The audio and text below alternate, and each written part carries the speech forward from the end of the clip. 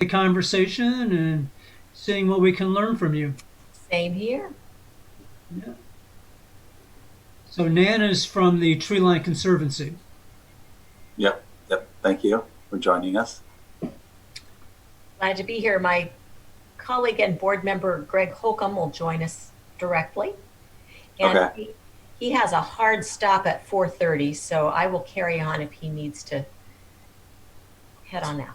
Yeah, I think we got you early on the agenda, so Yeah. you can come Thanks. and you can stick around, listen in on us, but you're welcome to leave after you're done too. You don't have to stick around. I actually head out on my vacation tomorrow, and Oh. I don't know if this has ever happened to you, but like the work list sort of went, things you have to get done between 4 o'clock on the day before your vacation and when you leave the next. So Susan and I are both retired, and we're going on a little vacation tomorrow, and our list is exploding on us, and we're retired. Yeah, my husband is retired, and so he's really in charge of vacation logistics, and his list exploded today too. I don't know. As you move stuff from your list to his list.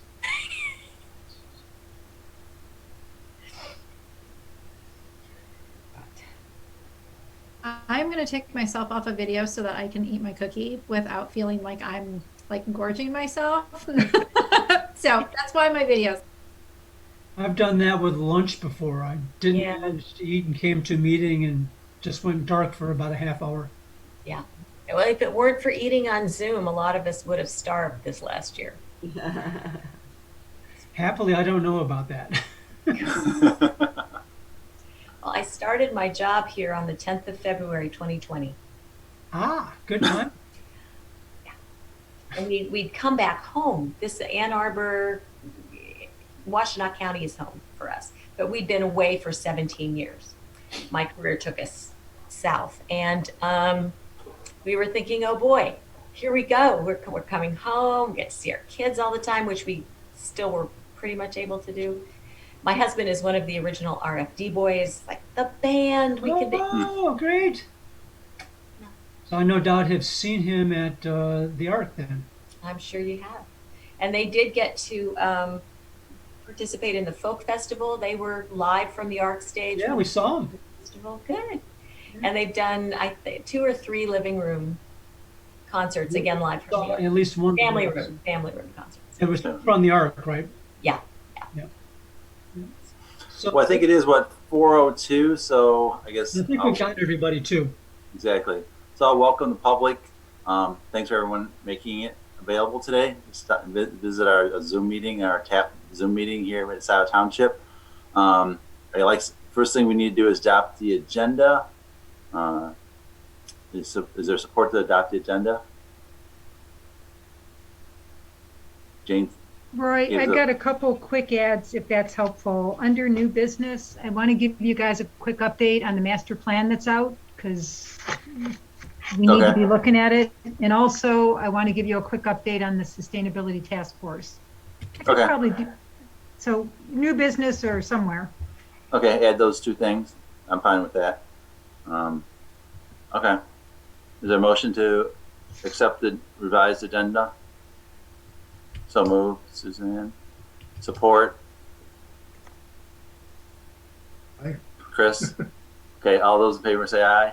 Aye. Aye. Are giving me a thumbs up. Okay, and we need a motion to approve the minutes. Is there a motion to move the minutes? I'll move to approve. Okay, Chris. Any Second. in normal second? Any changes or modifications anyone requesting on the minutes? They're attached. If not, all those in favor say aye. Aye. Aye. Aye. All right, thank you. Let's move on to TAP business. Jane? All right, so one update, and I want to let everybody know. So David Reed has resigned from TAP and other engagements in the township. I will be candid in sharing with you that he was part of the administrative task force that got set up to try and help identify a governing model for the township. And in that process resulted in 2 different models that were strongly advocated for. And I think David, in response to the outcome at various steps of that process, I'll be candid, I think he was very frustrated and has chosen to step away from a range of commitments he has been engaged in the township. And there is a real sadness about that. David's been a colleague and a friend for a really long time and takes a ton of experience with him. So that's what I know. That's what I know. And it's important for us to know that. David was the rep to tap from the Land Preservation Commission. So it'll be up to LPC to identify a new rep to tap, because again, we keep TAP, Land Preservation Commission, and the Parks Group pretty tightly connected with reps across the 3 groups, and planning. Yeah, I've worked with David for a long time, so we will miss him. So hopefully he can still get involved some way. But yeah, and I knew even when we started TAP this time, he goes, I'll be chair for a short period of time. So I think he was, Yes. I know he didn't want, he'd been already put in a lot of years, and he was like, Yes. I do think that's a very helpful point, Roy. When he stepped off the board, it was really, I think, the beginning of a larger transition. And I think some of the challenges inherent in that administrative task force just maybe accelerated a transition that was underway. So thank you for that larger context. Jane, is our BOT representative, and I don't know how the BOT has done this in the past, but when someone has volunteered and given so much time and effort, I wonder if there's a letter, a motion, or something maybe that the board has done in the past. That's a great suggestion. To recognize the contribution that so many others before at least me have done. So that's a great suggestion. And thank you for letting us know that. I appreciate it. Yep. Did you have anything else on chat business, Jane? No, because it feels like everything's baked into the agenda. Okay. The other thing, I think I need to, as far as public comment, I think I had skipped over that. I'm used to seeing items, so I think I should have done that under welcome to the public. So if there is anyone in the public would like to speak, I guess I open it up for at this point in time. And obviously, Patrick, you'll have to see any hands raised or let them in. Not hearing any. There's Rob. Oh, looks like Rob. Okay. Can you unmute Rob? And So I have to unmute him. Thank you for unmuting. yes. Can you hear me now? Yes. Okay. Yes. At the last TAPS meeting, we talked about the agenda, and the TAPS committee has been publishing the agenda, but not an agenda packet.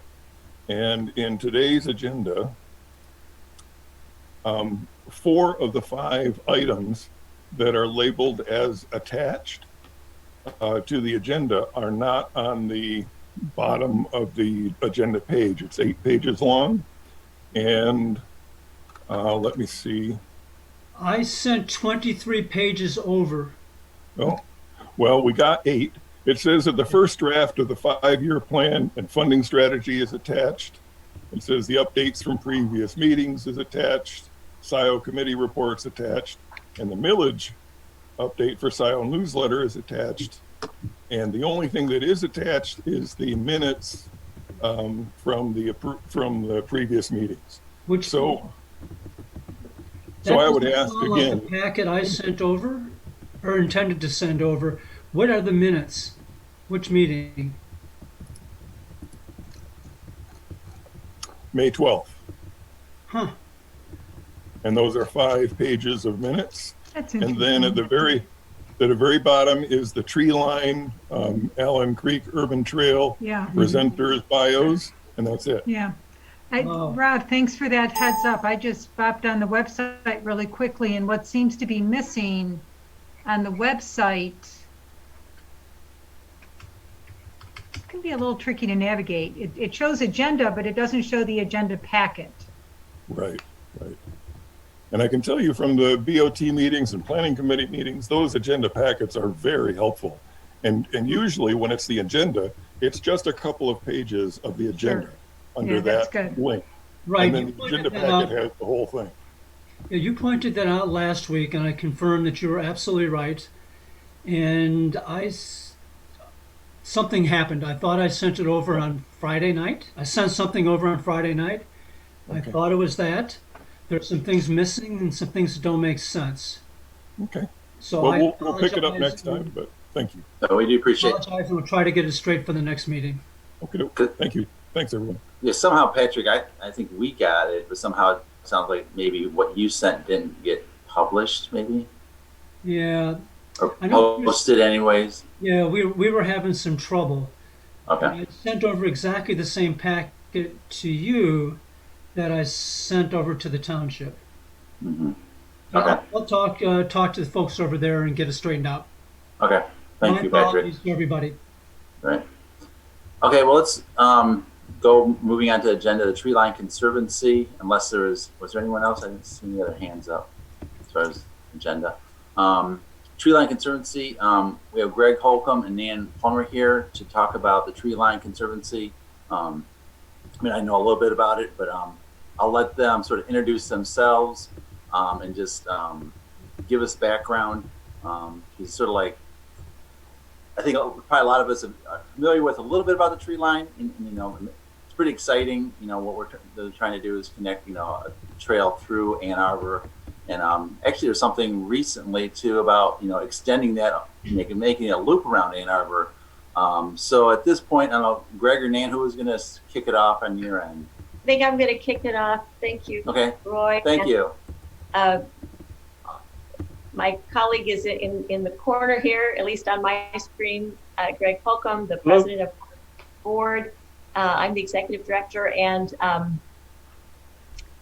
it's been an interesting year and a half to be part of an old but new organization that feels like a startup in the middle of a pandemic. But we're all doing the best we can, and it's really nice to be able to take advantage of this format and participate with you. Thank you very much for inviting us. I have a very short PowerPoint to tell you about where we've been and where we are right now, and then can entertain some of your questions. Patrick, can you allow me to share the screen? How do I do that? Anybody help me? You may need to trust me for a minute and make me the host. Unless you have if you go down to participants and then hover over my name, you should get some options. Your name is not showing up here. Dang. Well, Oh, there you are. Okay, there you are. Okay. Okay, good. And then there's the three dots over here. Yep. Make host. Got it. Okay. All right. I promised I will give it back. Especially before you leave, please do. Right. Before I leave. Absolutely. Let's get this to be a presentation again here. There we go.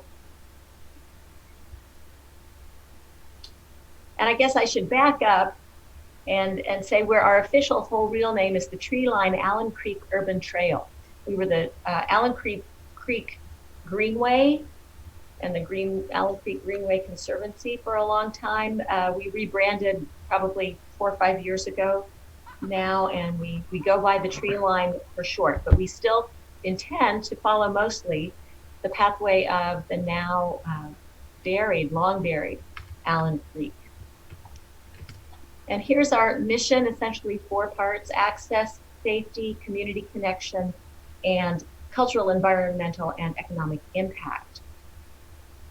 Our goal is to connect some of Ann Arbor's great natural recreational features with the heart of downtown to provide a safe connection and a recreational trail for biking and walking or running, whatever it is you do, strollering, from about Stadium Boulevard-ish.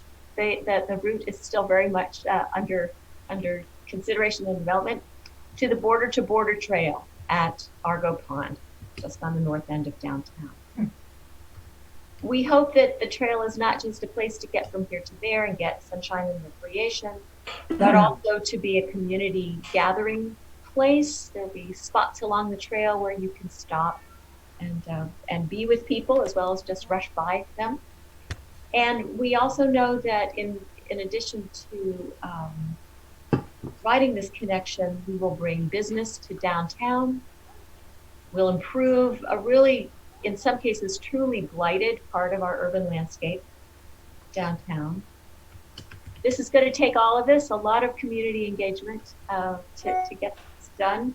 And because we're building this trail essentially through the Allen Creek floodplain, we have the responsibility to do some environmental cleanup and improve the stormwater that goes from the Allen Creek into the Huron River, into the lake. It's part of the Lake Erie watershed. So that's our mission, is to build this 2.75-mile trail. Now this is going to be blurry, and I do apologize, but it'll give you the gestalt of this. This is north over here on the left side of your screen. And somewhere here, the trail will join with the border-to-border trail, which is this dashed line. These impossible to read sideways notes are major intersections. So here's a bridge over Main Street. Here's Summit Street. Here's a lot called 721 North Main, through which we will have passage. Kingsley condominiums. Here's West Park. We hope to have a connector under the Ann Arbor Railroad through to West Park. Huron Street, Liberty Street, and all along part of this, there's now a beautiful new bikeway, which is going to be called the Tree Line. It may be a branch of the Tree Line, but we'll take branches. South Main, here at Hoover, and now we're entering the campus area. And then somewhere down here near the stadium, near Stimson, the trail is planned to come to an end. Greg, anything else about the route of the trail I should point out here? Well, yeah, thank you, Nan, and thanks for inviting us. We are very close to, or even within the Ann Arbor right-of-way, as Nan has portrayed it. We're trying to work closely with the Watco owner of the Ann Arbor Railroad. So we'll be alongside them or near them. So what you'll see today on the ground is railroad on the ground or in the air along this alignment, which parallels the historic Allen Creek. The big picture, as Nan mentioned, is from the most important sort of natural asset in Ann Arbor, which is the river, Huron River, and the man-made asset, the B2B trail. We're trying to hook that together, and we're kind of the connective tissue. There's just tons of substance in the community, and the idea of the tree line is to help connect it together more safely, cleanly, clearly, and then highlight pieces along the way as we go. So, but I think Nan has covered it pretty well. 2.75 miles, kind of end to end, roughly. That's the high level picture. And the first 4, 5, 600, 1,000 feet from the river southward is the real challenge right now. We're trying to figure out. Trying to figure that out. So I'll move ahead here just to give you a sense of where we've been. In 2017, the Tree Line Master Plan was formally adopted into the City of Ann Arbor's master plan, which was a big, big step. It meant that this trail, which had been dreamed about and talked about by a group of neighbors and friends since the early 2000s, was going to be real. The next year, a team of city staff and Tree Line board members organized themselves to start to make that master plan route, which is essentially what you saw on the other slide, figure out how to design, engineer, and build that. In 2019, the the very brave TREELINE board raised a lot of money, and some really generous donors who shared the dream raised enough money to support the next year's operations and hire the first executive director. They produced a video, which is on our website if you'd like to have a look at that. And we were able to get some planning underway for that. I'm lucky to be that first executive director, and it's really, it's a joy every day to work with a really dedicated, energetic board. So that was in 2020, in the pandemic, I couldn't get out to see very many people, but we had a good year in fundraising, happily, and we're able to do a lot of administrative infrastructure that will mean the Conservancy is a solid organization going forward as we necessarily grow. This is a year, 2021, of meeting challenges. We have a $2.5 million challenge match, I'm happy to say. We need to raise that much money by the end of 2023, but fortunately we're the very generous anonymous donor is granting us the match as in increments as we go, which is very helpful for a small, newly operating organization. And the big challenge, as Greg alluded to, is addressing the alignment from the river across North Main Street. There's an alignment study which was funded by a grant, Connecting Communities grant from the Washington County Parks and Recreation Commission, and topped off by the city. And so that's proved to be a real challenge. But when we get that worked out, and we will, it's going to be a beautiful signature place in Ann Arbor for visitors and residents. So that's where we've come recently and what we've been up to lately. As we look beyond 2021 and into the foreseeable future, which is for us about 3-4 years, is that window, and we're using this challenge grant to frame it. We've got to get this first mile mapped out and designed. That will involve acquiring property, easements, doing some initial construction. I should also mention that we need to raise a maintenance fund. Our agreement with the city of Ann Arbor is that the TREELINE Conservancy is responsible for the perpetual upkeep of this trail. The city can't absorb any more parkland for all kinds of reasons, budgetary, tax-based loss. So the Conservancy is going to be the responsible party for maintaining this going forward. And we hope to do some programming in the next few months at 415 West Washington, across from the Y. But this will be just the beginning of how we begin to build and operate the trail. The second mile from Liberty to South Main and Madison will be the next 3 to 5 years, we think. Some of the same kinds of activity. And then into the future, we aren't sure how long this will take because the land is owned by other people as we go through. We're rarely on public right-of-way because the trail is meant to be, I should have said this at the top, the trail is meant to be a grade separated and where necessary grade separated trail to ensure the maximum safety for bikers and walkers and runners. So the idea of keeping it separate from the flow of traffic is absolutely essential to the vision for the trail. So acquiring the permission to be on the sites we need to be is going to take a while, as will the fundraising.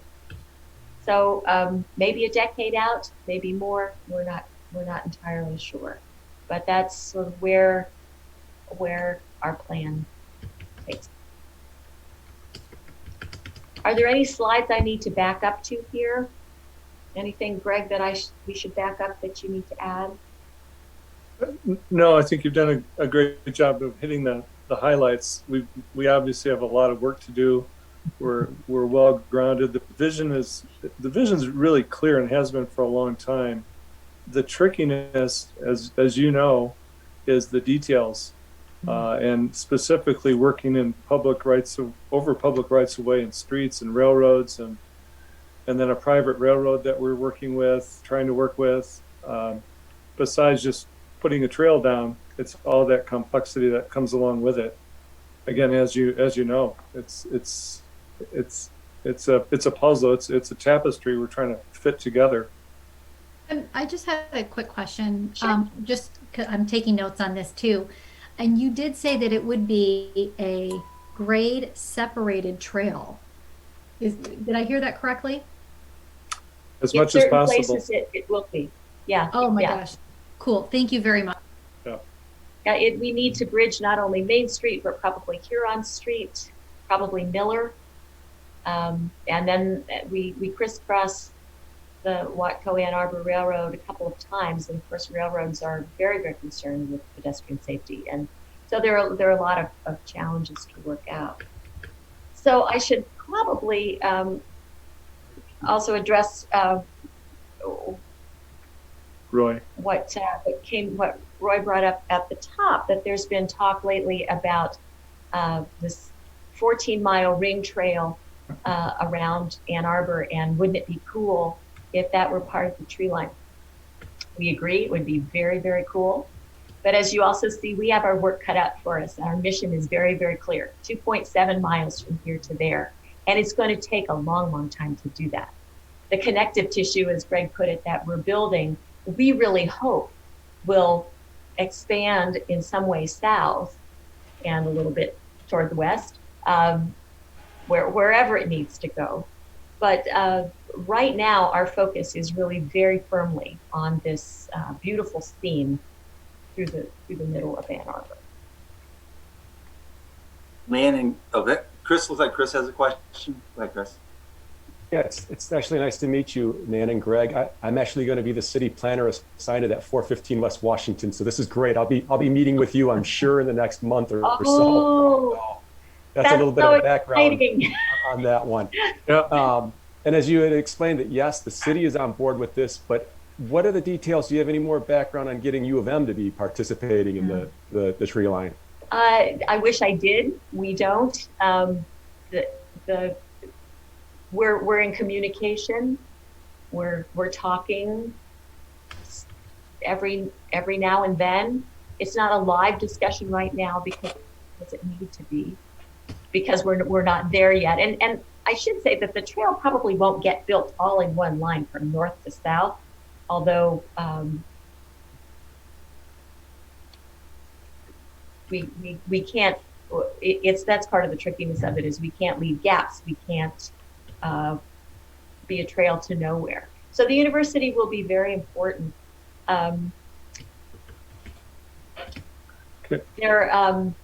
And it's a complicated set of relationships with private parties and the city that are, I wouldn't say prevented, but have really slowed the willingness to discuss the parts of the trail where we aren't near yet. The other thing that the university has expressed to us goes back to this maintenance fund problem. And they're rational, and they don't want a trail coming across their land. And what if this little funky nonprofit goes out of business? Are they going to be stuck with the maintenance costs for this trail? So they're going to want to see some evidence towards our building that maintenance. One other quick thing, Chris, I'll mention is along the way in the last 2 years, as you're probably aware, the university picked up the Fingerly lumber property, which had been very friendly towards us and open to it. And that triggered some of the discussion that Nan is talking about. Suddenly, what was maybe an anchor for future redevelopment, commercial redevelopment, is in the university's hands, which probably is going to head towards academic, residential life, whatever. And that's, again, a several 100-foot piece of, we hope, the future tree line. And the reality is it's 1 + 1 = about 10. When you do trail development, we know that. The dynamics are really exciting. It makes everything better. We know that. I think they kind of know it too, but they're very careful and protective, and we understand that. But yeah, I think the other thing is the first, I'll just say it, it's the first pickle out of the bottle. This is a very exciting bottle of pickles we all have. these trails are really, really cool. But getting that first pickle for us, you're well underway, you're moving forward. But our first pickle is really tricky. And getting away from the river, getting from Argo to 721, the first 1,000 feet, first 500-600 feet is really, really challenging. And once we demonstrate that, we believe very strongly that other people will rally around us, including the university, because we'll make it easier for students, faculty, staff to get to the river, to recreate, etc. So that's a bit of. It will be beautiful. Suzann, I'm looking at the beautiful trail bridge in your filter behind you there, in your background. There will be beautiful architectural elements and beautiful landscaping elements. We really think that it will, when we get that first pickle out, it will be such a beautiful fall that people will join in. I wonder Suzann? if there's time for a question. And I realize that I didn't realize all the complexity, but I really want to commend the group for putting safety, pedestrian and cyclist safety at the forefront. Too often we're hearing about the loss of life of anyone, and especially it's very, very hard as I walk and bike in our community as well. So I really want to commend the group for putting that at the forefront. Thank you so very much. I'd like to say a couple things, Greg and Ann. I was at the road commission, and actually one of the first border projects I did was in 1995 when we did the bridge over North Territory up at Hudson Mills. And then I've been working with county parks ever since then. So I think a couple things I would recommend is, if there's an easy section, try to pull it off. Because as you build momentum, meaning as we're doing segments out in Chelsea now, when we first went to Chelsea, people were like, no, this is, and then after you build a segment, people are like, oh, wow, this is pretty nice. And it doesn't, all the negative things like, this is going to, all the people saying this is all bad things. I find like, really, the crime did not increase in Chelsea when we built the first trail out there, which some people imply.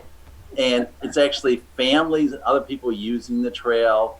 And, it's really been a pleasant surprise. And now I work for Washington County Parks, building the border trail.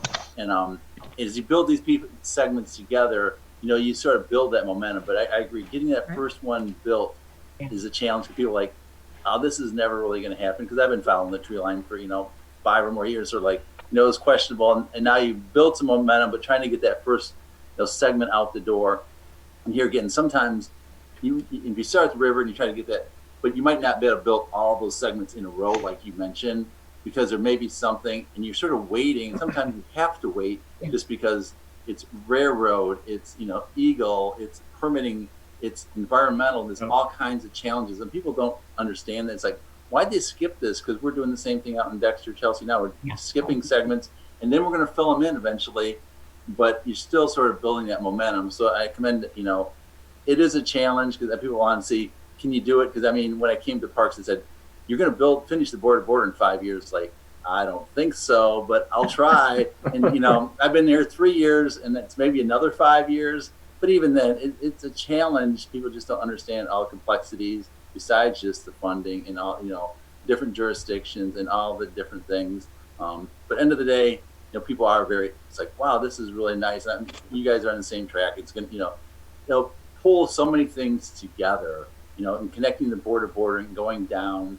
And, and that's why I think, Peter Allen it's like, just thinking, envision if we can continue that, which makes a lot of sense. But here again, let's try to first get our first pieces, because it's no different than border. We get all these people talking about different segments. We want to try to get the base done first, or we call it the spine of the border, before we start branching out and going, north, south, east, west from there. So commend you.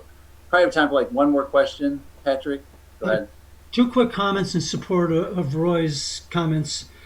My feeling about all of this, from my observation now, is that if you build it, they will come. Pieces start to come together. If you got an opportunity, you just go for it. And maybe 5 years from now, another piece of property becomes available, and somebody wants to sell, and all of a sudden you've got a pathway. And the second is, in that process, you change the community. Right. And think about how border to border has changed the lives in this community. And so it happens. And finally, and the real question is, do you have any advice for us on the fundraising piece? We've got a millage that'll help, but we're still going to be way short, and I wonder what advice you have. You and Greg? Wow.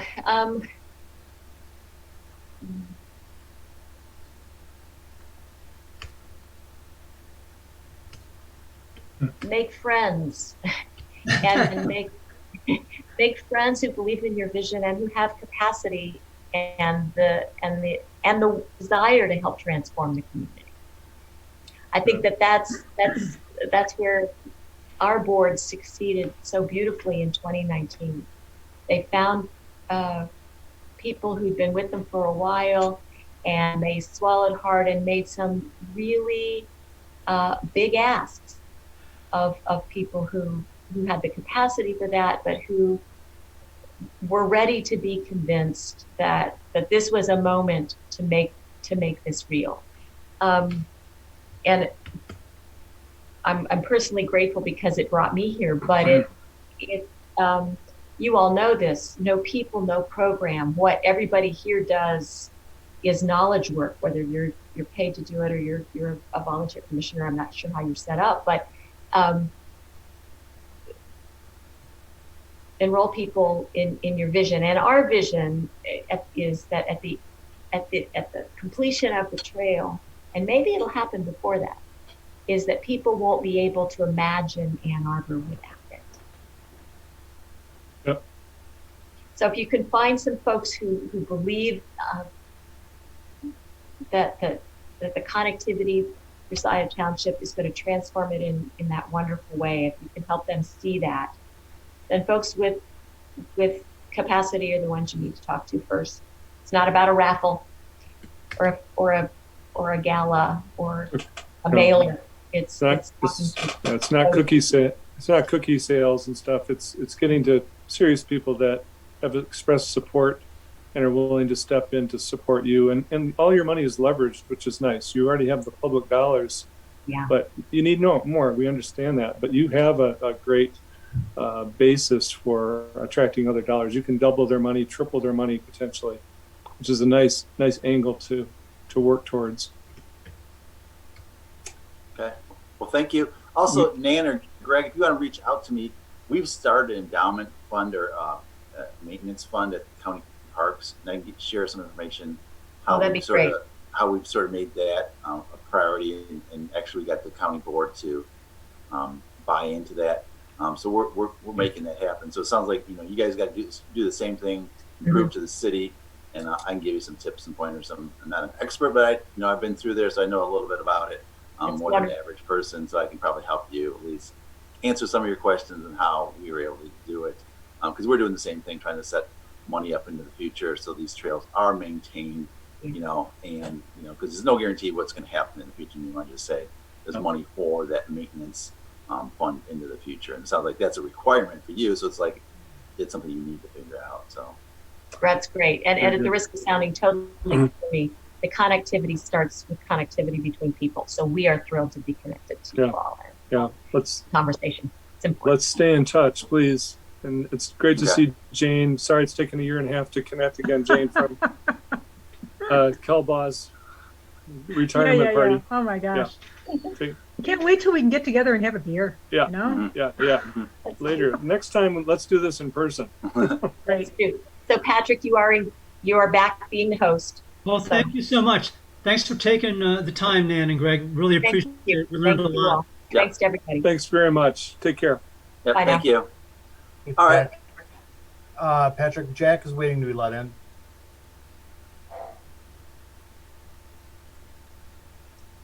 Okay, thank you.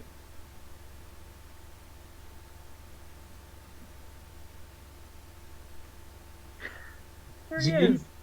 There he is. Jack got stuck out, shut out for a period of time. But anyways, Yeah, there just you in go. time for quadrant updates. Because he's in a t-shirt. Why should I admit a guy in a t-shirt? Yeah, exactly. Way too casual. You'd lose the Let's do whole team, Patrick. What's that? You'd lose the whole team. Exactly. Well, there you go. So quadrant updates. Nice shirt in the room here. Mhm. I do Take a see look it right before potentially Zoom. collared. Right. Exactly. So Jane, you want to update Sure. on Zeeb Road? Sure, let's let's buzz through these pretty quickly because Yep. there's ongoing news. I really want us to get to this look ahead and the funding, and that to me feels like the big thing. Okay, good news. Construction on Zeeb Road Phase 3 started this week, which is really great. Yep, very exciting. I have so much confidence in OHM. They're in the field, they're making it happen. And that construction will continue through the summer. And again, gets us about, it's really more like 1,400 feet north of Miller. So all going. I think what all of us have learned from, hey, it's raining. Yes, it is. That's good. What all of us have learned from the Huron-Waterloo Pathway Initiative, basically border to border, is they do such a great job of communication, of building enthusiasm. And so trying to follow that, we've got a great article coming out this summer in the summer newsletter that'll be about Phase 3. And at Matt Parks, who's the lead at OHM, at his suggestion, we put together literally, it's like we were sitting in a Zoom meeting. I'm chatting away about pathways and the context, and his guy is then chatting away about the specifics of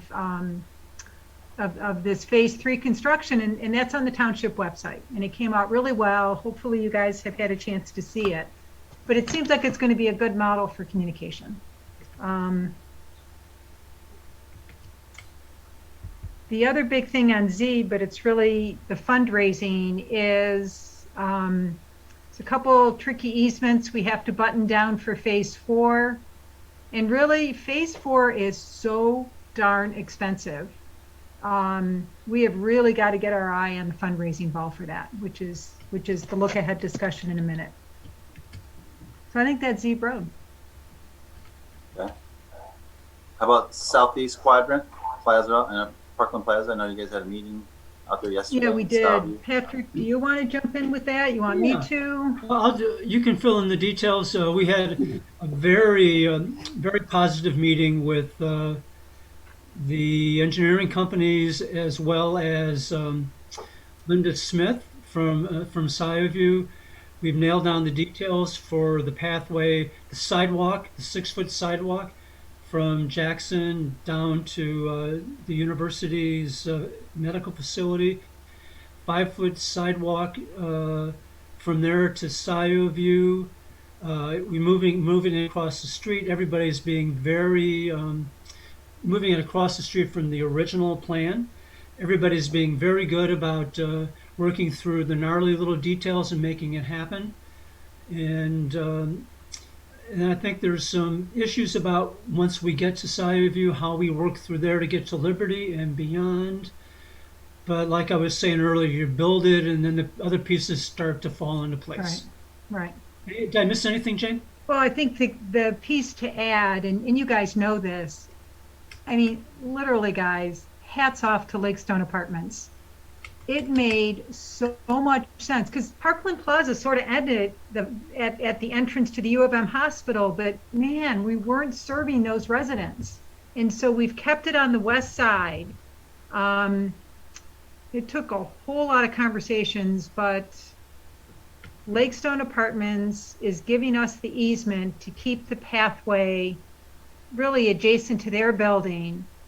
It swings around to a narrower part of that back driveway, and then stays on the west side, moving into Scio View, and that avoids cutting a couple pretty significant trees down on the skinnier east side route. And again, this is so much about partners in the community. Mark and Linda Smith have been great, and they are really advocating for just different options for how to move the pathway toward Liberty. And they are advocating strongly with Lombardi, who is that developer, on a couple different options. They are willing to advocate on our behalf for the pathway. Roy, you'll remember it comes across that land bridge across the two bodies of water, cuts east, and then comes south along Saginaw Woods. And we're still hoping that might be the case, but we'll see. We've got a partner. Worst case scenario, you get to Liberty on those roads, but I sense a willingness to think creatively, and that will play out in coming months.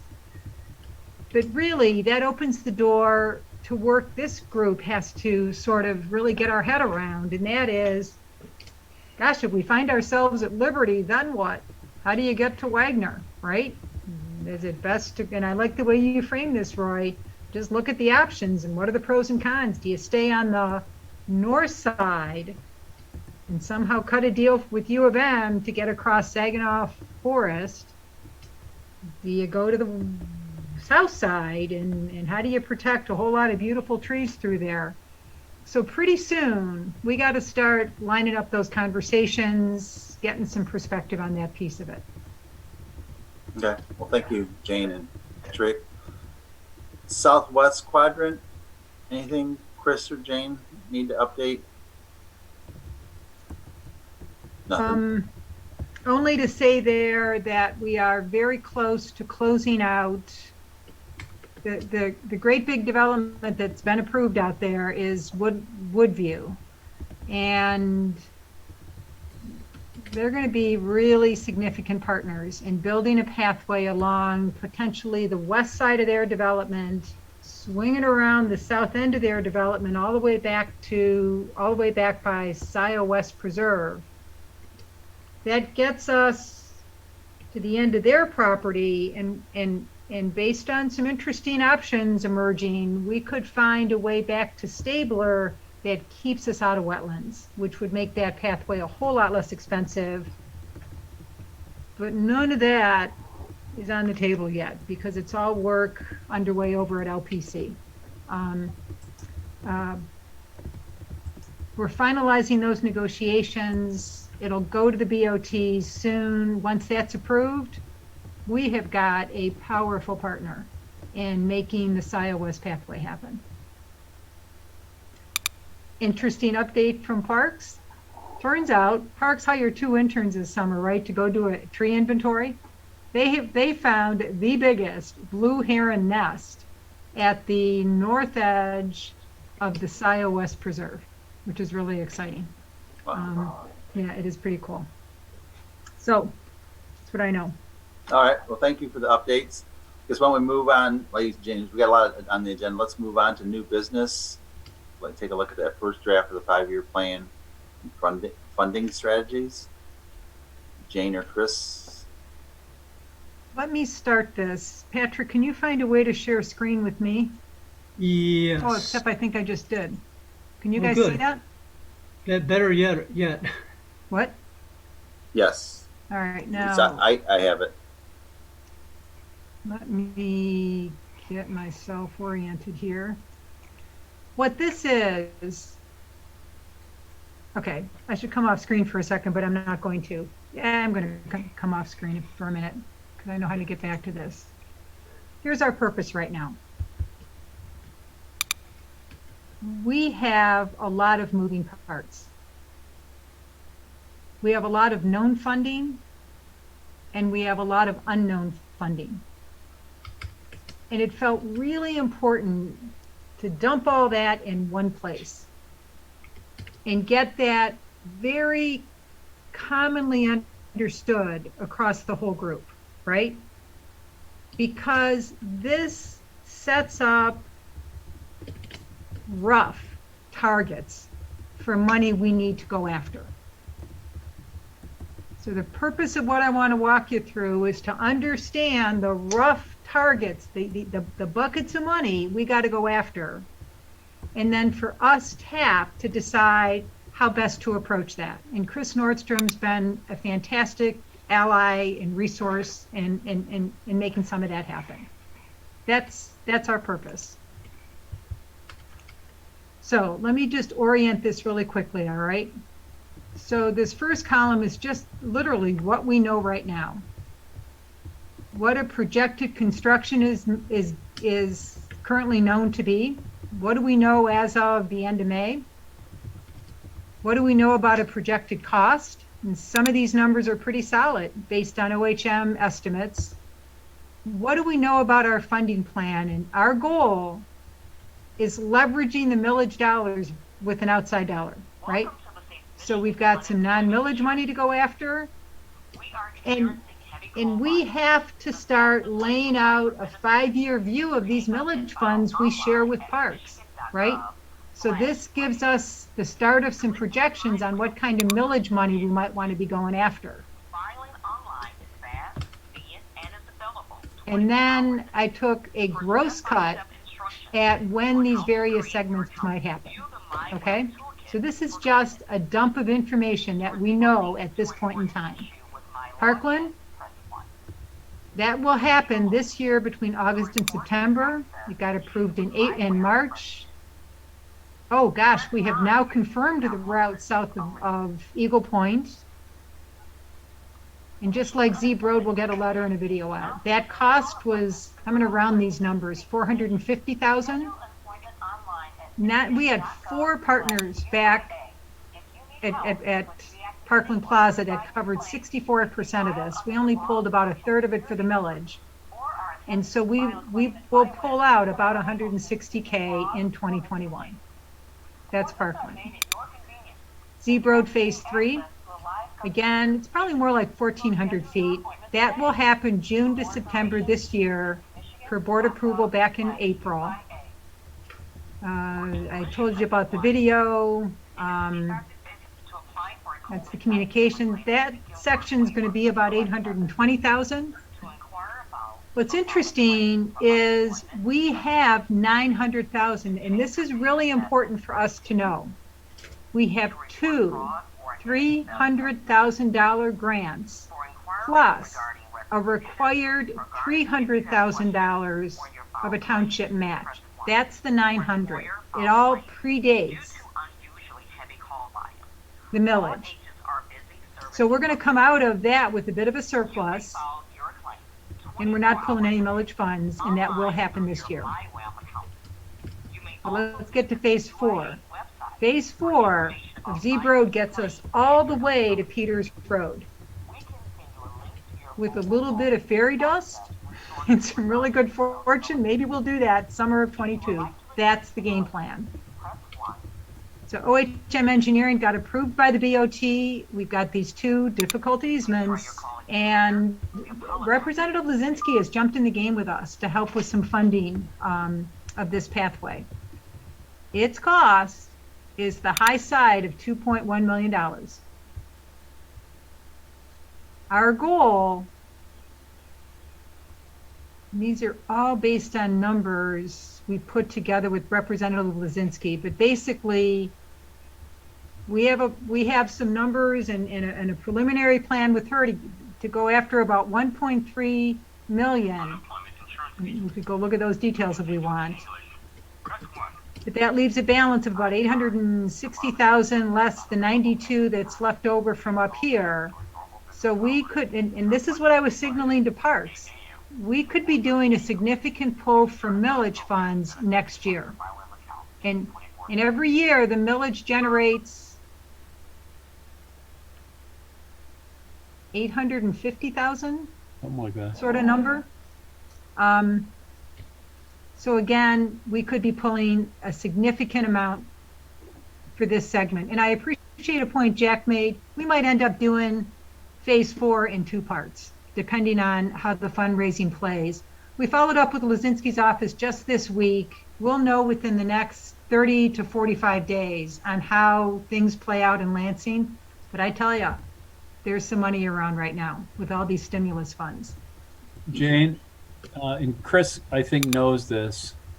When you get into paying the bills on phase 3, drain down that MD&R trust fund. Yes, first. Yes, I told Jessica that yesterday, and exactly. We got to get that one paid down so we can go after another one.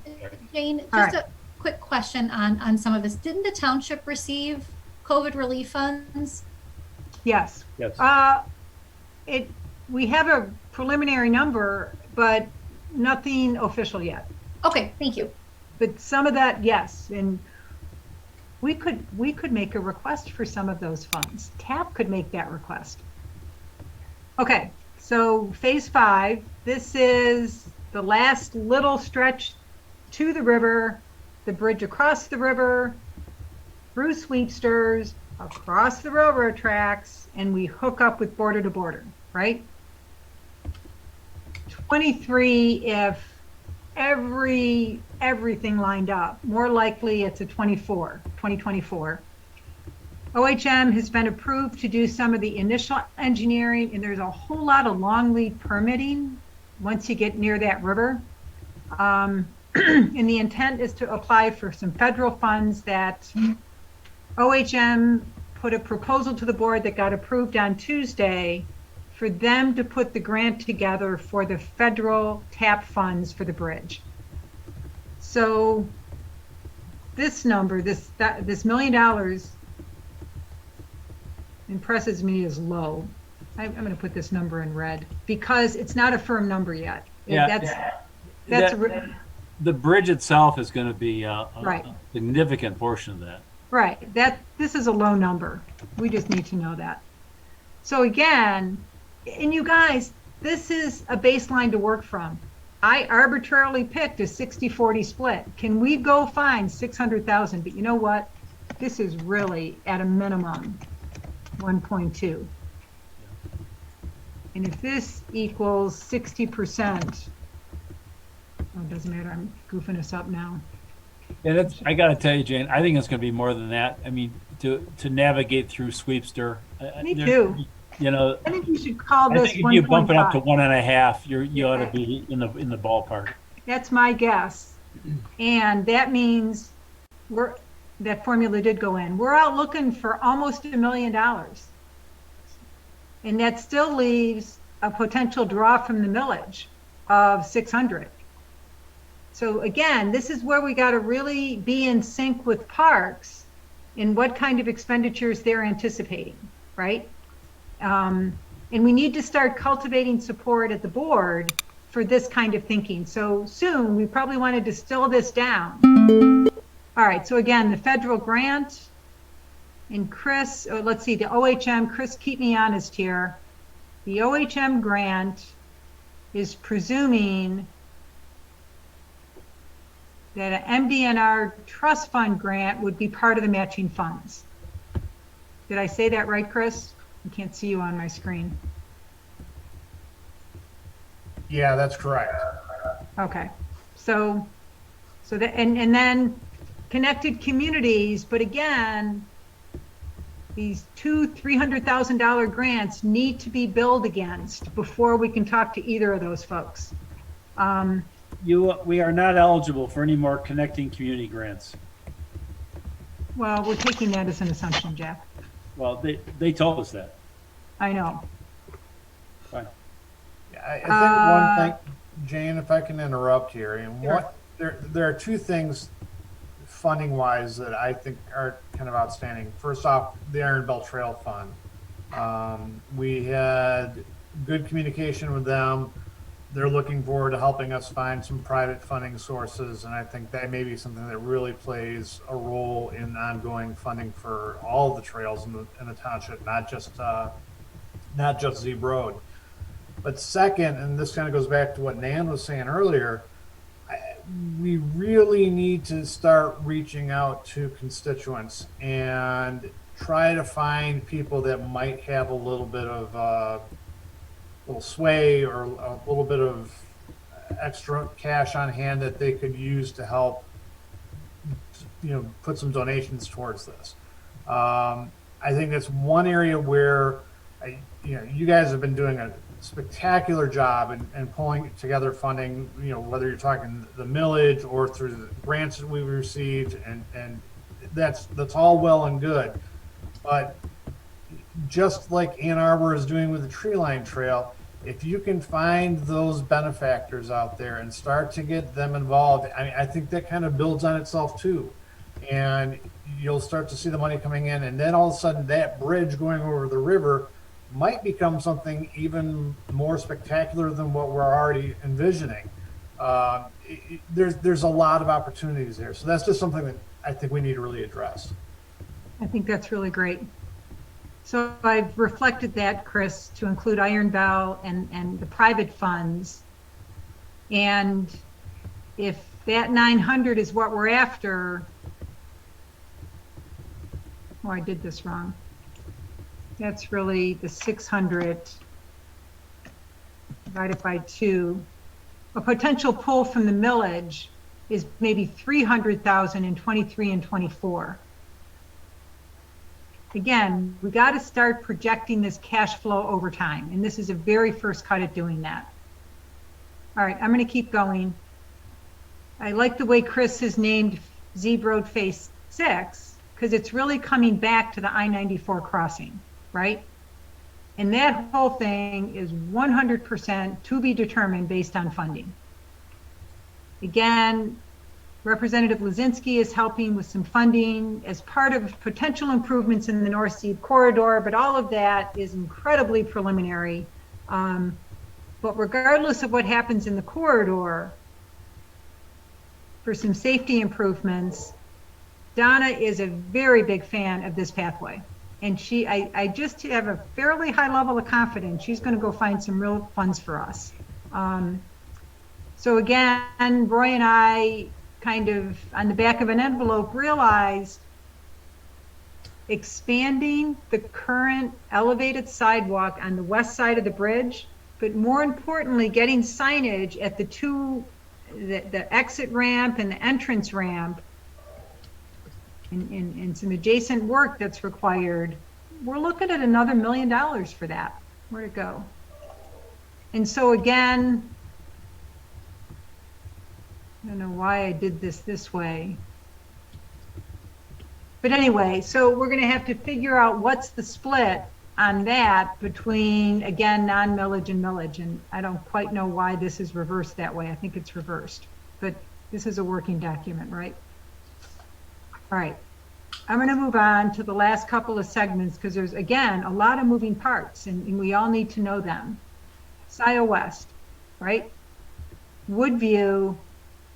The timing will be per the final development agreement, but the pathway will be in that development agreement per negotiations that are finishing up right now.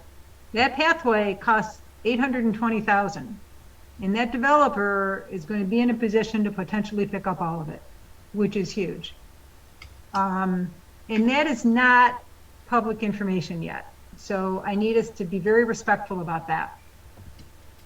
Then there's potentially township parcels, and that's really to be determined not just by TAP, but LPC has a role here.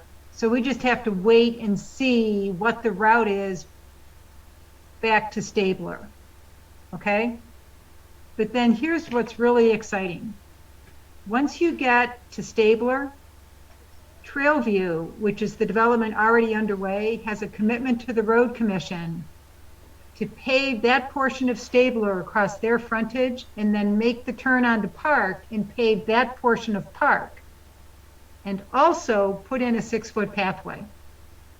So the Trailview development is going to be doing the whole next section of the pathway. And again, the developer will fund that 100%. I mean, these are powerful partners for us. And then if the potential way forward, but it's a great big if, because it's going to be resident driven, there is some initial conversations underway about potentially an SAD to complete the paving from the end of Trailview to Zeeb. And Arbor Point on the north and French Country Estates, is that it, on the south? Country French. That conversation is beginning. But if there were to be interest in an SAD, then that would include the pathway. If there were not interest in the SAD, then we would have to figure out how to fund that next segment of pathway. And that will play out in coming months, right? Correct. Hey, Jane, it's also, I think it's called Trail Wood rather than Yeah, Trail I View. know. Trailwood, Trailview. It's really hard to keep these straight. Trail Trailwood. Trailwood. Wood. Woods, I think it is. Thank you. All right, let's finish up because we just talked this piece. Yep. So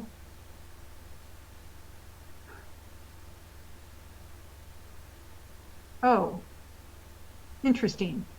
Yeah, I think This- we just went over that. This Item. assumes, yes, you're already at the end of Parkland Plaza, you get through Scio View somehow you get out to the intersection. Here's new information. We had an assumption that the developer at the Liberty Wagner property would build us the sidewalk or the pathway on the south side of Liberty to Scio Ridge. That is very much back up in the air because that whole development idea is back up in the air, given that the floor fell out of the commercial office market. So that segment is a great big question again. I think that's it.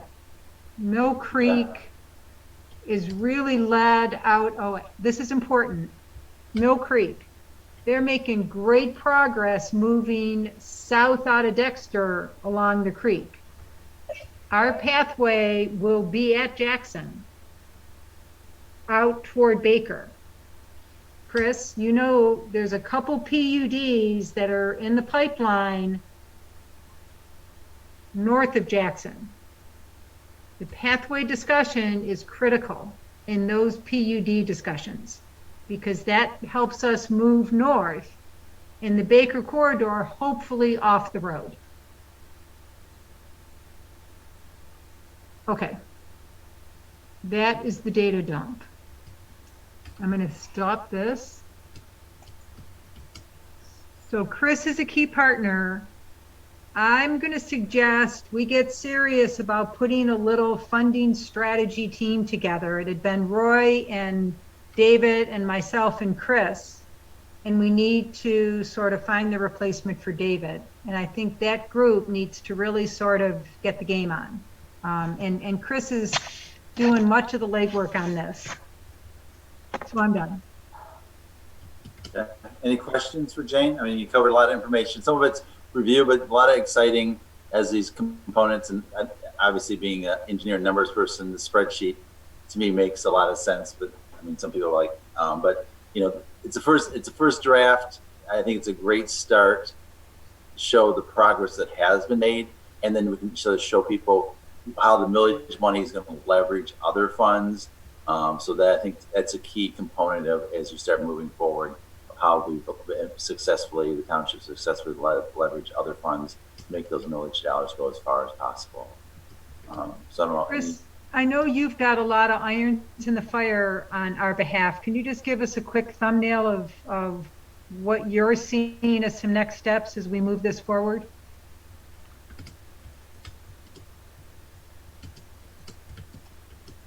Chris Nordstrom. I mean, You've So got the I- Iron Bell. yeah, I was Wilson? gonna say, currently the TAP grant, well, so the Iron Bell and Wilson are interchangeable, okay? That's because the Iron Bell Trail That's Fund true. is going to help us hopefully help us get some funds from Wilson. That TAP grant is gonna be critical. That could be a big chunk of change. And that's, again, OHM is really kind of taking the lead on that. We're looking at trying to get some kind of another MNRTF grant.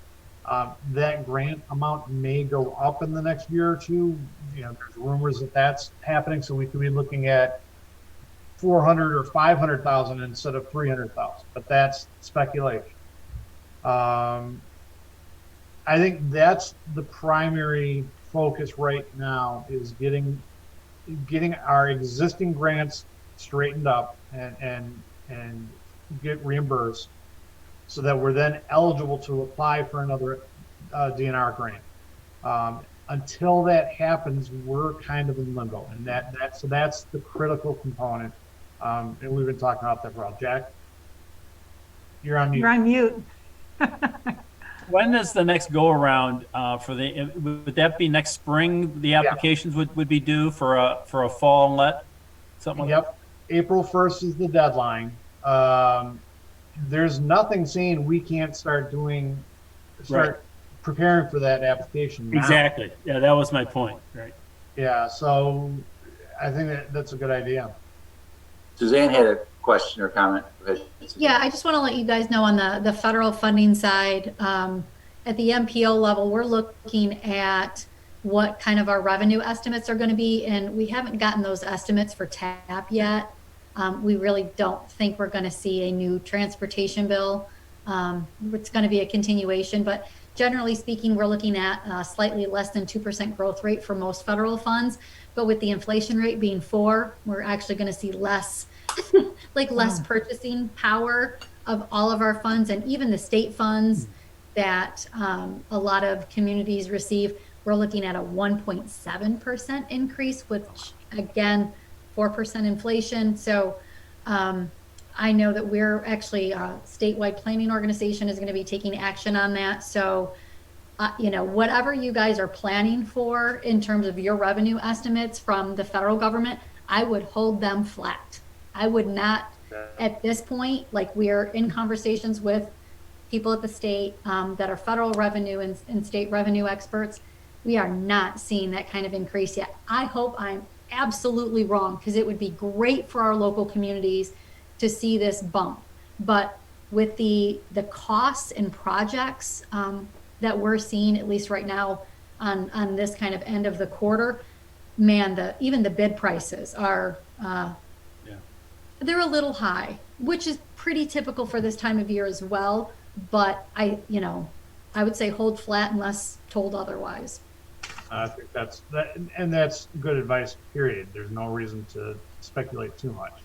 The only other area that I'm thinking about, and Jane, this goes back to the email conversation that you and Roy and I had, is the Watts funding. We discussed at the time that it's really more, it felt like they were looking more at vehicular traffic, but that still is something that might tie in pretty well with phase 6 of Zeeb Road.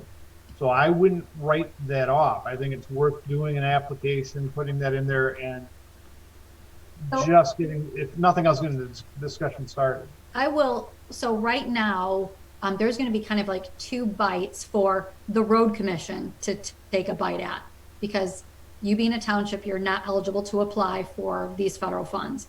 You will need to talk to Matt and Cheryl, which you guys have already been doing. But right now we do have COVID relief funds, which Jane did receive that information. She's on our policy committee. And so we've got about, within the urban area, about $2.5 million that would be eligible to be applied for. Now I want to say this with a caveat. The townships, the cities, the villages, and the county have all received or will be receiving direct COVID funding from the government.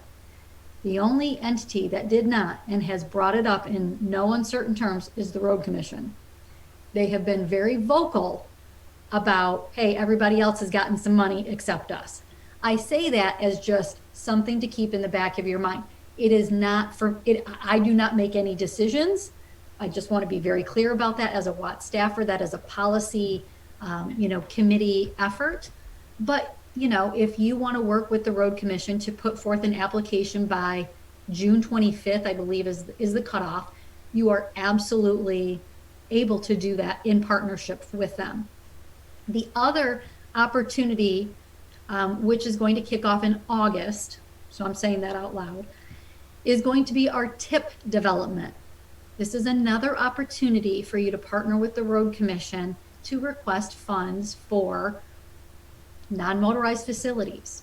We do have a policy target of at least 10% of our federal aid going towards the advancement of active transportation.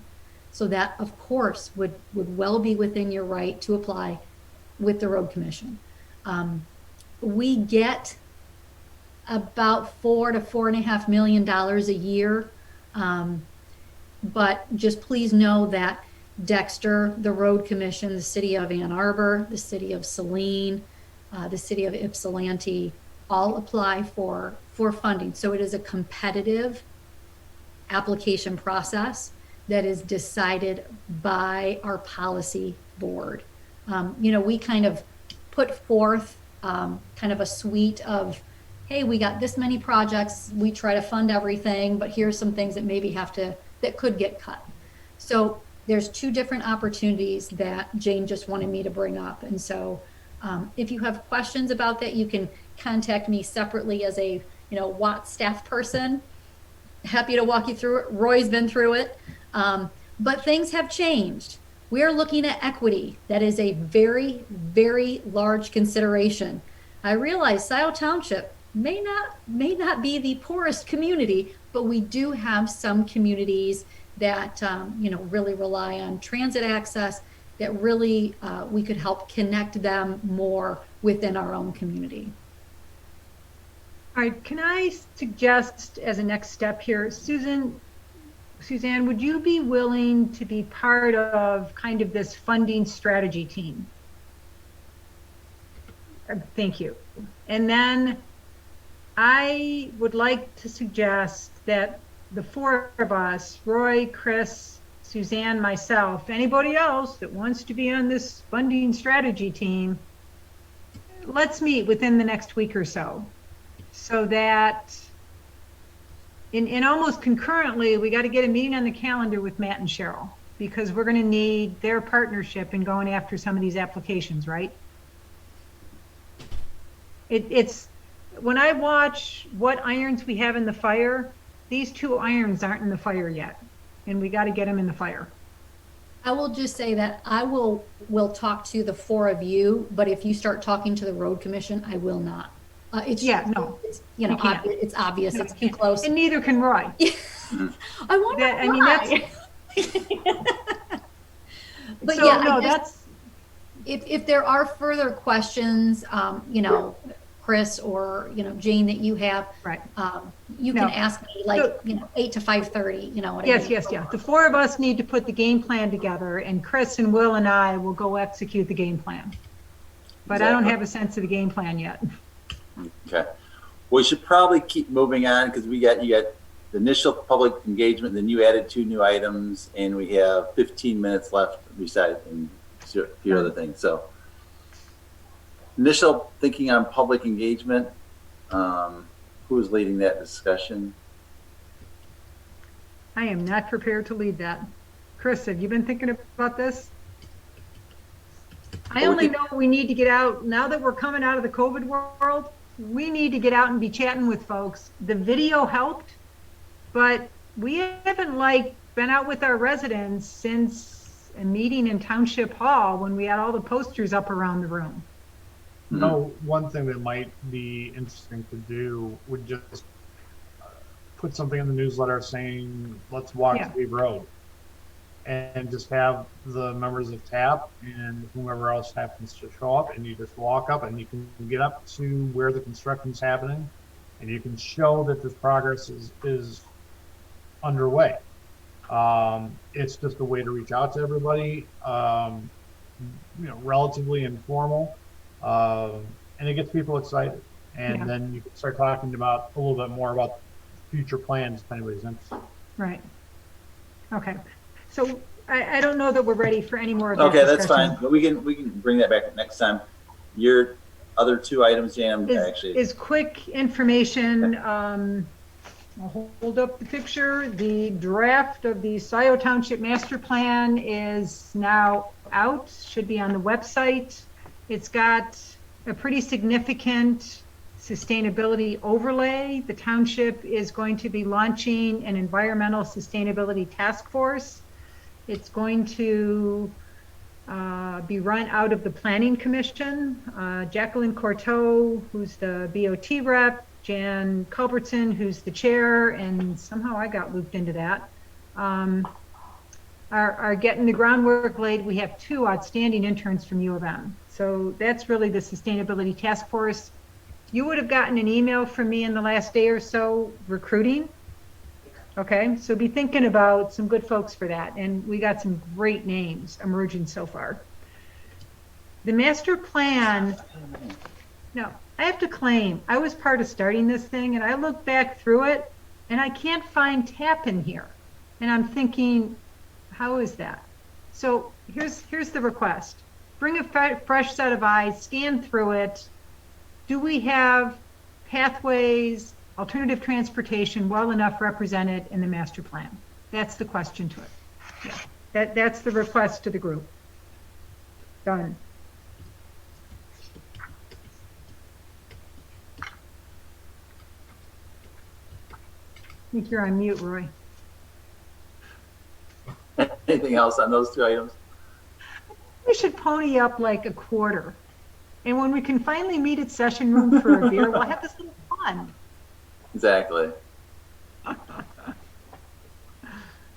Old business then? Patrick, anything? Can you hear me? Yes. Okay, because I have lost visual contact. Just to say that we are working our way through the assignments from the last meeting. We're on top of all of the things we committed to do.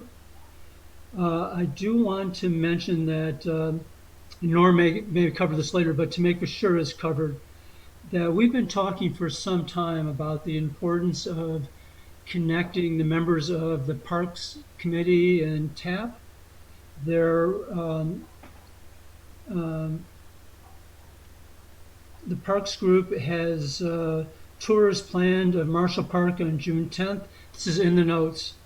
West Scio Woods on August 7th and Liberty Pond Nature Area on September 11th. That would be a good opportunity for us to get to know each other, for TAP to begin to see, members of TAP to see how the roads, the transportation pathways we're looking at connect with the parks that are coming online. And I think it's just good in a whole lot of ways. So I just encourage people to take advantage of that. And Norm, if I stole your thunder, I'm sorry. Norm, could you tell us when the parks meetings are? I mean, I think it would be really interesting just to listen in on that. The committee meetings? Yes, sir. They are the week before the TAP meeting, so it would have been like last Tuesday. So it's the first Tuesday of the month? Yes. And the Marshall Park is July 10th, not June 10th. Thank you.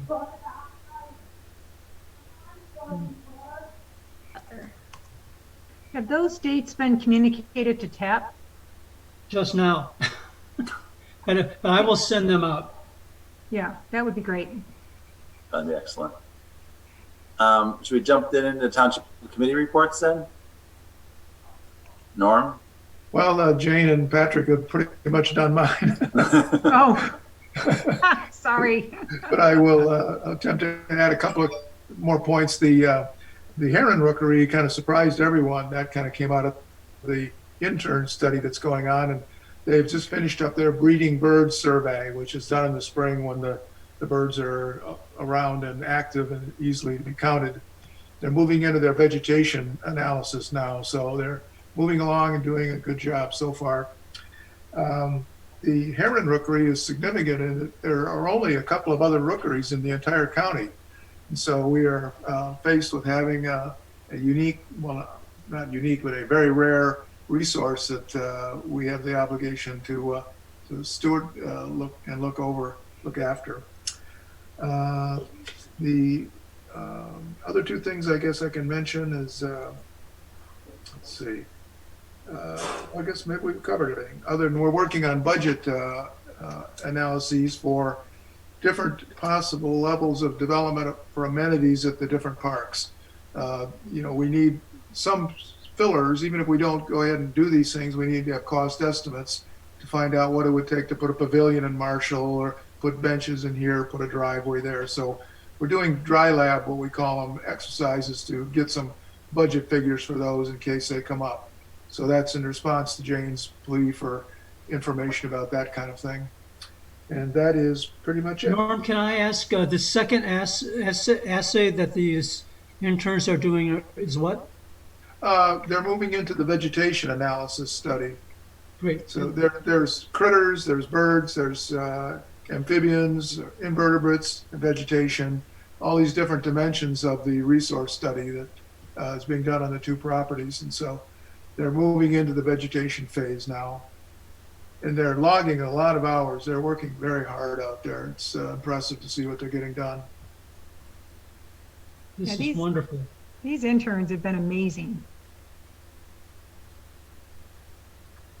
Make sure they're wearing their tick spray. A lot of ticks this year.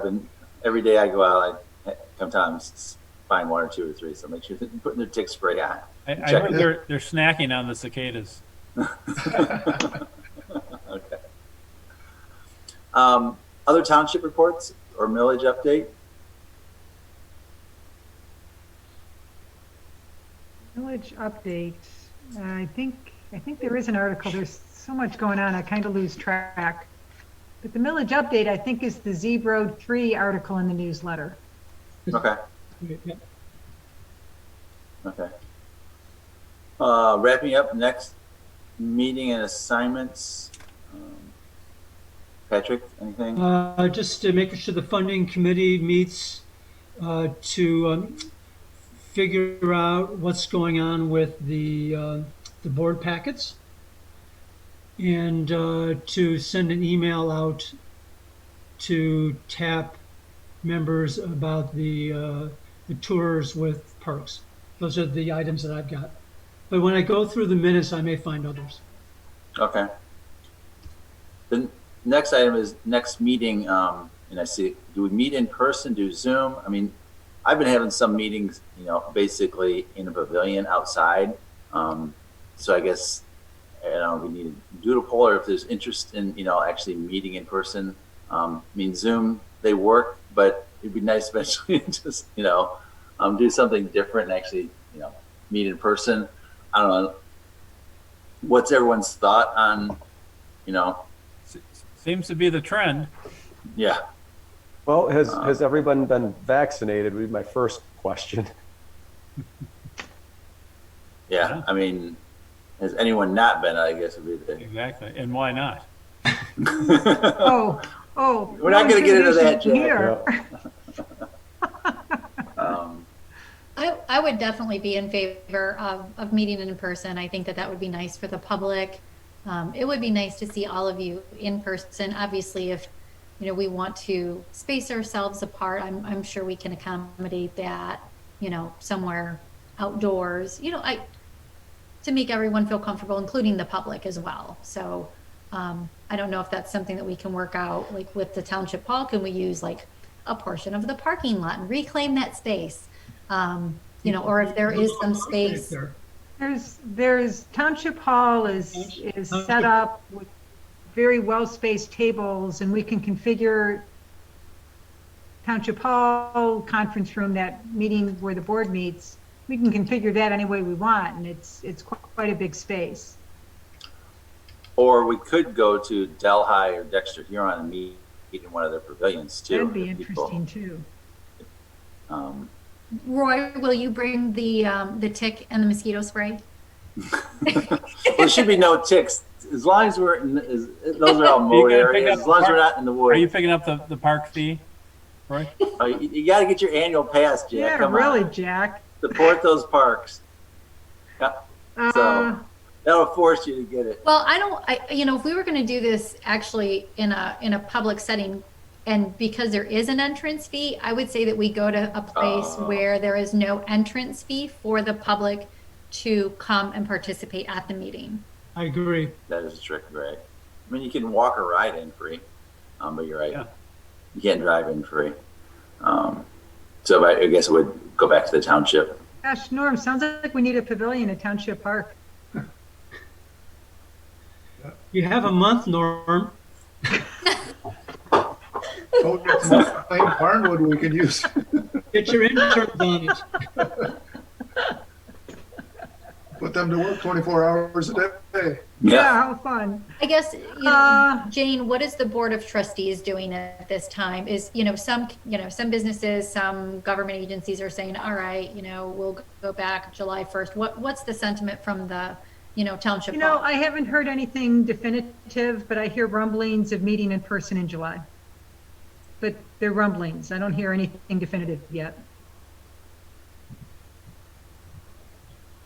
Is there any laws or orders, executive orders that prevent us from meeting? No, not at all. It's very much our discretion. I do think we have to meet in a way that enables public participation. Right. So yeah, I think that leads us back to the township hall at this point until there's another. After July 1, it's wide, or July 2, it's wide open. Everything's wide open at that point. Yeah. Yeah. So you want to have the next meeting at the township hall on July 14th?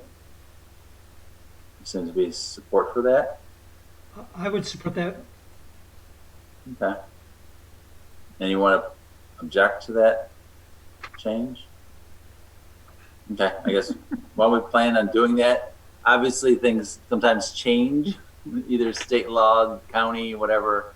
But when we tentatively set it up, meet in person at the township hall for our July 14th. And if, I guess if we can put on the, agenda or on the website, something that if the township hall, because we're inside, is still requiring, I just want to make sure that I don't make anyone uncomfortable because I'm not doing what was expected of me. So, just setting clear expectations for if we're going to be inside, what you guys want us to do to protect staff, that use that building all the time, and police and fire and things like that. So. Great. Okay, I'll check with the township and make sure we've got all that right. Groovy. All right. Great. Oh my gosh, Roy. Roy, we've got public comments. Huh. We skipped over that. Oh, well, we did it earlier, but we can go ahead and take public comments at this point too, at the end of the meeting. Rob's hand's up. I'm not sure if it's up from before or a second time. Second time. Okay. 3 points. The AV audiovisual 25 or 35 grand proposal that went through several months ago, I'm interested, how far along is that? And will that be ready for next month for your meeting? And maybe you could do a hybrid meeting where the public, you guys could meet in person, but the public could attend via Zoom, number one. Number two, I want to commend Jane Vogel for that document on the phase 3, 4, 5, 6, and all of that. That spreadsheet is the best document I've seen in years explaining the time process, the funding process. It was very reassuring to see how that was progressing slowly and surely each year and how it's going to get funded. That was brilliant. So well done. Wow. And then last point is, Suzann was talking about the COVID relief funds. There's $2.5 million available. The road commission doesn't have any COVID relief funds. And then she talked about there's a June 25th deadline to apply in partnership with the Washtenaw County Road Commission. And I didn't see anybody's head explode or red lights flashing. That's 1 day over 2 weeks, well, a couple of days over 2 weeks away. That is a very short deadline. And it seems like there could be a significant amount of money on the table there to help fund things. So who do you need to light a fire under at the road commission to get that process started and not leave that money on the table? And that's everything. Thank you so much. This is a great meeting. I really enjoy this this committee because you guys run a very smooth committee. So thank you. That's it. Can someone answer the AV question? Oh. I can answer the federal funding question, but Thank AV. you.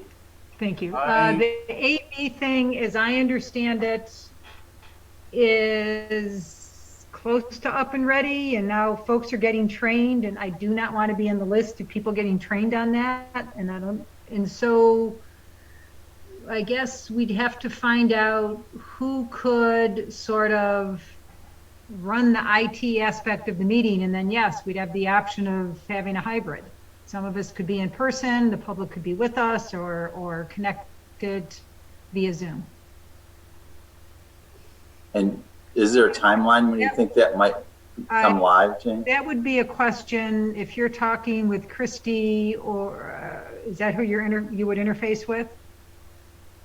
I would do that, and I'll talk to Christie. Yeah, so just see what she can tell you in terms of a timeline. Okay. As far as the second part of the federal funding, I mean, obviously you haven't experienced the road commission. $2.5 million sounds like a lot of money, but I guarantee you the road commission probably has about $20 million in needs.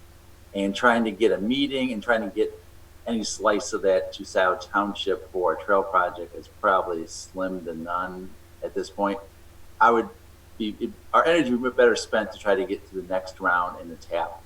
Exactly. Because that's probably 2 or 3 projects. And I guarantee you, the road commission is going to argue for the slice of the pie, but I can almost guarantee you the cities are going to get their slice because on the whole COVID, it's limited what the COVID money that the cities and communities all get can spend on roads too. So that's going to be their argument. So I would say, trying to rush and try to get something before the road commission and try to get on that June 24th is probably not realistic.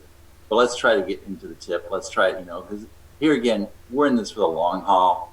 And how, and even though there's no, federal bill, on the horizon, there will be a new federal bill. And I think the next federal bill, there will be more money that comes, distributed. Right. And I think that's when you want to be in position. So when the bigger pot is approved in Washington and comes through Lansing, and it's a 22 or the 23, whenever that, happens, we're in position because that's how things happen. You're in position to receive those future funds. And I agree with the other comment. Jane, great job on the spreadsheet. Bravo. Hey. Bravo. Gosh, you guys, I think I'm going to go have a glass of wine. Then I'm going to go out and work in the woods. Watch out for the ticks. Yeah. Okay. Anything else? I would just want to mention that I can't make the July meeting. I will be on a family vacation, but I'll miss you and I can't wait to meet you guys in person. As well. Okay. Well, enjoy Where- vacation. Where are you going? We're going to go to Hawaii. So What? Wow. it's been a long 2 years and I have a senior, so it's kind of our last senior trip. Going out with a Excellent. bang. Excellent. Awesome. All right. With that, All right. motion to adjourn. Second. So moved. Second and so moved. All right. Thank you. And we'll see everyone in Hey, July. thanks so much, Roy. See ya. All right. Thank you, Bye-bye. Roy. Thank you.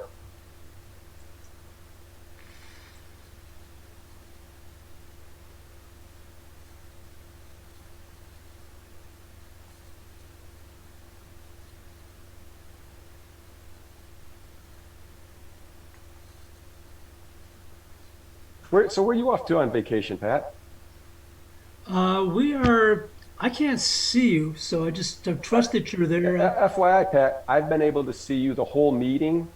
So even though you may not have been able to, see us, we've been able to see you the entire time. That's kind of weird why your camera's Yeah. malfunctioning. An ad came up, and then all of a sudden, I lost all visual contact. Well, we were able to see you the whole meeting. I hope I didn't do anything weird. Nope, I think you had the same stoic face the whole time. So Well, I'm trying to type up, trying to follow this I meeting. know it's a lot. It's a lot being the secretary. It's a lot. Yeah, you're secretary too, is that right? Yep. So you've always got it. Really You stuck can't. it to you. Yeah. They went after the new guy. Is that what happened? I kind of felt that way. Now that I'm settled in, it's not too bad, but it is a lot more. It's almost that like the secretary has way more work than either the chair or the vice chair, because you're always got to take the votes, the motions, keep Yeah, luckily notes. So, we don't have many of those, but we do those for the ZBA, and oh my God. Yep. It's well, the nice thing is I don't have to take the minutes though. That goes to the clerk. I just have to Right, keep you the just edit order. them. Yep. So, but it's still, it adds up. Yeah. Yeah, and last month was a freaking nightmare because 20 minutes before the meeting, David had a dentist appointment, so he couldn't do it. And then he sent an email to me and Roy said, okay, I'll do it, but I can only be there for 20 minutes. Yep. So I was doing the minutes. I had a couple reports to do, and I was managing the meeting. Yeah, It was a nightmare. that's not fair. Yeah, that's too It much. was really stressful. That's too much. That is too stressful. I don't know if you could see, but is Jillian still on the call right now? Oh, I don't know. I see her name up, but she never had the camera on or spoke, so I wasn't. There's no way you can click. Well, we just won't say anything about Jillian. Yeah, better not. It's probably recording. You know, she's. So where are you going on vacation? We are going to. We've got the RV in front of the house, and we're going to go up to Hartwick Pines for a night up near Gray Lane. Okay. Then our ultimate destination is Manistee. There's a nice park, state park on Indian Lake, and Susan's childhood best friend from like when she was 6, which was over 60 years ago now, lives there with her husband, who Wow. Susan has known since he was 10 maybe. So we're going to, and they've got this lovely home up there, so we're going to go stay in the RV and then spend time with them. And Where exactly is Manistee at then? it's 60 miles, I guess, 60 to 80 miles straight west of the bridge. Okay, so it's in the UP. You've done this trip before, haven't you? Stayed with them before? Yeah, we have. Yeah. Yep, a couple of times. So this is the first time we'll be doing the RV, but so it'll be nice. We'll be on a body of water, but not the ocean. No. Hey, I love freshwater lakes. Even though Superior is going to be, it's always cold. It's never warm enough to, it will wake you up if you go swimming. Right. So where are you guys going to go in Hawaii? Boy, you think, and Terry's probably told me no less than 10 times. I know it's the Big Island. I know she signed us up for a luau. Since you're there, you got to do that. I know we're going to go hiking in some volcano national park, I think. Right, yeah, that's the neat thing about. We've been there 3 times and been on 3 or 4 islands. Yeah, this is. But we've never been to the Big Island. Yep. And, the volcanic activity is the thing that's really cool. We would love to have gone to, I was really firm that I wanted to go to Honolulu. Mm-hmm. I wanted to see Pearl Harbor, and I wanted to, I said, well, let's go to Maui, but it just simply isn't going to happen. She's done her homework and done the work, and it's like, we're just going to go another time. These things are booked. We can't stay there. Everybody is getting out of their shell. It's like, this is the best I can do, and so we take it. It's not, what I wanted to do, but you know what? It's a pretty darn good plan B. Exactly right. You'll have a great time. Yeah, exactly. And I'm going with my brother and his kids and wife. So something to be said for island hopping, and we've done that, and something to be said for just staying in one place, and we've done that. And they're both fine.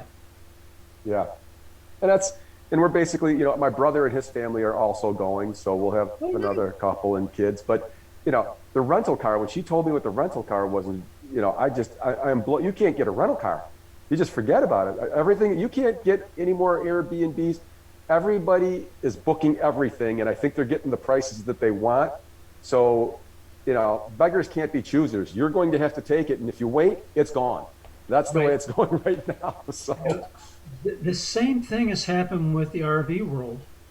I don't know what we were doing in January through May, but we weren't making plans for. We made plans for three little trips in the RV, but we didn't make any plans for a long trip. And then we started thinking about it, and there's just no parks available. Yeah. And so I think partially in the back of our mind was we do not want to be in these parks in June, July, and August with all the people with kids. Yeah. Yep. So we're gonna do something in September and October. Yeah, it'll be a little cooler too. It will be a lot cooler, not a little cooler. It's right. Yeah, it's humid 90 out right now. And it just won't be crazy at these parks. Yeah. Yep. Everybody's because itching. if you travel our one big experience was last year when we picked it up. There's a lot of older people around in the parks, the private parks as well as the public ones, but they don't make a ruckus like kids do. Yeah. Yep. Yep. So you're going to have a great, how long are you gone for? we'll be back on Tuesday night.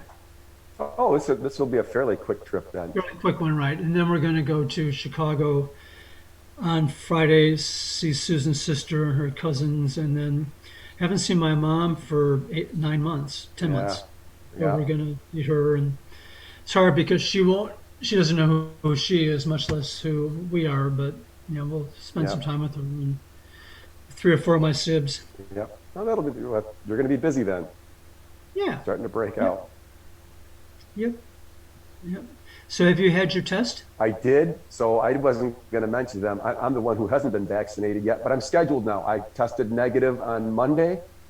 Yay. And I'll be going to Saline High School next Friday to get my shot. So, Great. Yep. So I'm excited about that. I can finally go in and get my shot.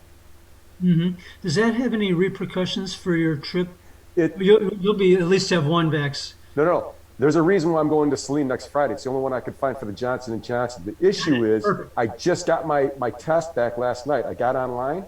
I can't get that second dose until I get back, for another, I'm going to be in Hawaii for 2 weeks. It just lines up that I can't get that second dose. So I said, you know what? And I don't know what the rules are if I were to get the shot today and then have to wait 5 weeks or something like that. I don't know if you have to have it within 3 weeks or if you could have any. So I tracked down the one that had the Johnson & Johnson's, give me the one shot, because you do have to test negative when you go. Right. And then Terry was like, there's a lot of routes. Not only do you have to show a negative test when you go there, I think she said, if you don't have a vaccination to show them, you have to wear a mask the whole time. I'm like, so I think there are rules. I don't know all of them, but I am going to get my shots, at least the Johnson, so I can show them that I've at least had that one. And I don't want to wear a mask the whole time, that I'm there, or at least if that's what the expectation is. So.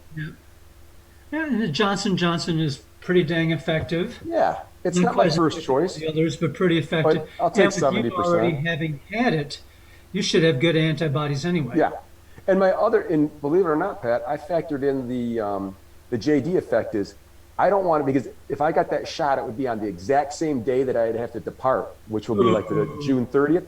And I thought if I got sick from that second shot and I have got to go fly for the next 14 hours, there's no way I can ruin the trip like that. We've been waiting a year to get out. So there was a lot of factors that went into it's got to be Johnson & Johnson or nothing, because I cannot take that risk of getting ill and then trying to travel doing that. So right. Absolutely. So that's great. Yeah. Just fell into place. Yeah. So far, so good. So far, we're looking forward to it. Yeah. So let me ask you, Pat, have you been out running? How was your foot feeling? I tried to run. I was good. I was up to 1.5 miles over, 11:30s. Oh, that's good. That's good. And then a muscle on the side of my hip started to hurt near my waist, and I take a few strides and I can feel it, and so I just shut it down. I was trying to. The plan was that I would start. If I could do 1.5 miles. Then I could go with Castiva, and then, he was meeting everybody on the other, going 1 mile or 1.5 miles, and then walking and meeting everybody on the other side. But something is wrong with my right foot. The bottom of my foot is pretty painful, and then this hip. So I know you didn't want to hear it when we were out at the Scio Conservancy. And you said you weren't limping, but you were limping, Pat. I could notice that when you were walking. Like, I know you don't want to hear it, but you said that. You did have a limp, and I kept watching you, even though you said no, it's feeling good. You've got a limp to you, so you may not have noticed it, but you did. No, I didn't. I'm not surprised. My foot hurts a lot. Yeah. Was it my right side that I was limping? Do you remember? No way you could remember. Yeah. That. Yeah. I just knew you had a little bit of a limp in your giddy up. It's like, even though I think you said, oh, the ground's uneven, but I kept watching you and I, just observing, like, it is uneven, but you've got a little bit, you got a little limp. So I thought, man, you probably should. It's probably best that you shut it down until you get fully healed. I have an appointment with the podiatrist in a couple of weeks. And I'm gonna, I've got fungus in my toenails, so they're a nightmare. And so every 9 weeks now, he just go in for about 3 minutes and he takes a grinder to him, and I'm cleaned up. But he always says, "Is there anything wrong?" So I'm gonna Yeah. have him feel the bottom of my right foot, Yep. which is not what I was originally worried about. Yeah. Yep. Well, you're still biking. You're getting your miles in, so Yeah. there's no question you're. What I'm feeling is I've been running since I was 15, so that's 50 plus years. Yeah. And I think Jim may be dealing with the same thing. It's just we're beat up. Yep. It's that Yep. wear and tear that was in that article about these older runners that are coming out of nowhere. Yeah. It's because the people, like me, who have been running forever, just there's a toll to it. Yep. Yep. Well, there'll be a day and a time. You'll be. Yeah, there will be. You'll be back. I've taken your advice. I've been going down to, like today, I rode down to the Arb and ran through the peony gardens again and made my way. And I didn't really meet them, but I saw Phil and Amy and Doug when they were running. I think, was it last Wednesday? I've been going down ever since they've bloomed. I'm trying to make it down there for at least once a week the last 3 weeks to go for a run, just to Nice. see the gardens. And it's a good bike ride too. So It's uphill all the way home. you got that right. After you go through and you run, I literally had 4 minutes to take a shower and get ready for my 1 o'clock staff meeting. It was fast. It was fast. I was still one of those. I was still sweating, and even after I showered, I had my towel right there to get. Luckily, I don't have to have my camera on for a couple of minutes until I stop sweating. So it's the perfect crime. Suzann was saying sometimes I go dark to eat my lunch. Yes, I'm going to go dark now to eat my cookie. Yep, that's what I did. So absolutely. Well, we So miss you. How was graduation? It was good. It was right there at Holloway. Is it Holloway? Yeah. Holloway Field, which was neat. It's probably the most crowded that football field has been Yes. in a long time. It was, but we were only allowed to bring 4 guests, each family. You had to have tickets to go in. So it would have even been larger if they would have allowed more than 4. But it worked out. It was a perfect evening, just perfect. The only issue, and this only happens once every 20 years, that you have a graduate, is when you have 472 graduates, after your son is a C and you go, oh boy. So you're sitting there for another hour, playing on your phone, just trying to kill time, because I looked at the program and said, I can't wait till they call Mary Ziegler's name. Once Mary crosses that stage, we're good to go. So it was like, yes, Ziegler's Sorry, up. but there's probably 7 Chinese people with Z's. Yeah, there at the were. end.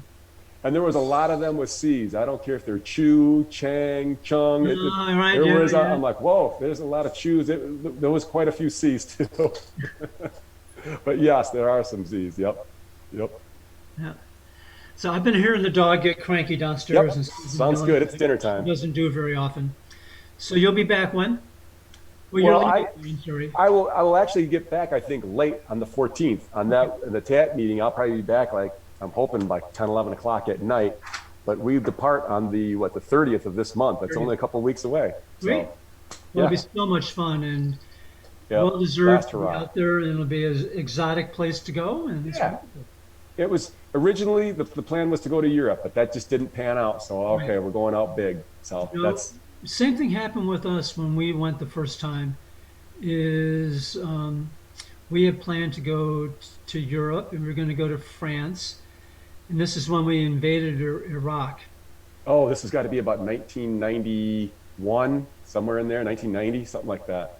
No, 2001, I think. 2000. No, it was after 2000. It was after September 11th.